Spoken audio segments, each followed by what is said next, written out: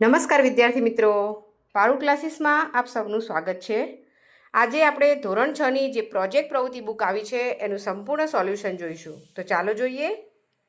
અહીં પ્રોજેક્ટની શરૂઆત આપણી પ્રોજેક્ટ પ્રવૃત્તિ નંબર 13થી કરીશું, જેનું નામ છે સંસ્કૃત ઉચ્ચારણ। ધોરણ 6થી તમે સંસ્કૃત ભાષા શીખવાની શરૂઆત કરી ત્યારે તમે તે ભાષાની વિવિધ બાબતોથી પરિચિત થયા હશો। તમે રોજબરોજના વ્યવહારમાં તમારી માતૃભાષામાં એકબીજાને અભિનંદન, સૂચનાઓ, શુભેચ્છાઓ અને અન્ય ટૂંકા વાક્યોથી વાતચીતથી શરૂઆત કરતા હશો। અહીં તમારે સંસ્કૃત ભાષામાં શુભેચ્છા, અભિવાદન, સૂચનાઓ અને રોજ વ્યવહારની વાતચીતમાં ટૂંકા વાક્યોનું સંકલન કરી નોંધ કરવાની છે। સંસ્કૃત વાક્યની સાથે તમારી માતૃભાષામાં તેનો અર્થ પણ લખવાનો છે। તો અહીંયા તમારે જે રોજબરોજની વાતચીતમાં તેમજ તમારા શિક્ષક ક્લાસરૂમમાં જે ટૂંકા સંસ્કૃતમાં વાક્યો વાપરતા હશે, તમે સાંભળ્યા હશે, તો એવા જ ટૂંકા વાક્યો અહીં તમારે નોંધવાના છે। જો શરૂઆતમાં આપણે શુભેચ્છાના કેટલાક વાક્યો નોંધ્યા છે।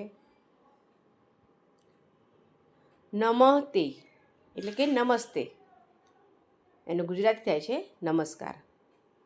ત્યારબાદ સુપ્રભાતમ તો સુપ્રભાત, શુભ સંધ્યા તો શુભ સાંજ, શુભ રાત્રિ તો શુભ રાત્રિ।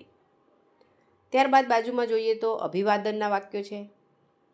કથમ અસ્તિ ભવાન, આપ કેમ છો?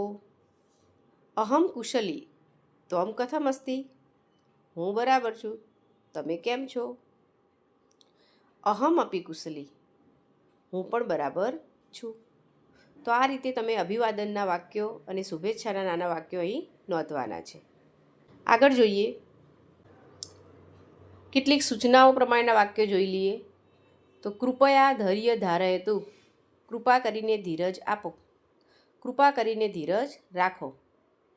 કૃપયા દ્વારમ પિધાયતુ, કૃપા કરી દરવાજો બંધ કરો। કૃપયા મૌનમ પાલયતુ, કૃપા કરી શાંતિ રાખો।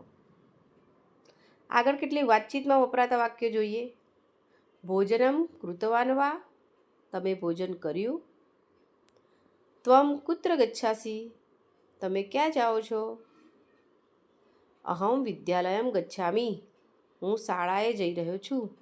તો આવી ટૂંકી વાતચીત પણ આપણે મિત્રો સાથે સંસ્કૃતમાં કરીએ છીએ, બરાબર? તો આ રીતે ટૂંકી વાતચીત, શુભેચ્છા, અભિવાદનના નાના નાના સંસ્કૃતમાં વાક્યો આપણે આ પ્રોજેક્ટમાં નોંધવાના છે। અને આપણો નવો પ્રોજેક્ટ આપણે નેક્સ્ટ વિડીયોમાં જોઈશું। ધન્યવાદ।